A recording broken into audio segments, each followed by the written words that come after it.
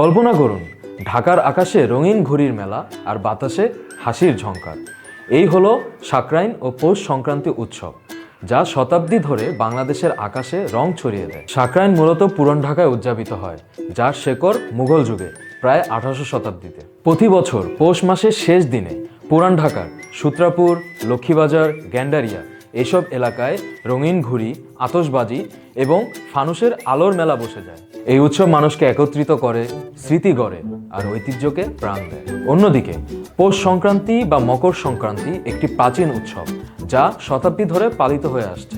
এটি সূর্যের উত্তরমুখী যাত্রাকে চিহ্নিত করে, আর এই দিনটি আমরা পালন করি পিঠেপুলি, মেলা আর গঙ্গায় পুণ্য স্নানের মাধ্যমে। এই উৎসবও মানুষের মধ্যে একতা আর ঐতিহ্যের অনুভূতি জাগিয়ে তোলে। যখন আমরা এই উৎসবগুলো উদযাপন করি, তখন আমরা আমাদের প্রাচীন ঐতিহ্য, সম্প্রদায় আর আনন্দকে স্মরণ করি। ঢাকা থেকে গ্রাম বাংলা, সাকরাইন আর পৌষ সংক্রান্তি আমাদের ঐতিহ্যের গল্প বলে আর একতায় আমাদের মিলিত করে। কথা নেটওয়ার্কের সাথে থাকার জন্য ধন্যবাদ।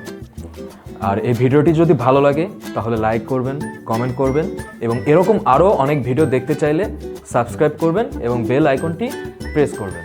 ধন্যবাদ।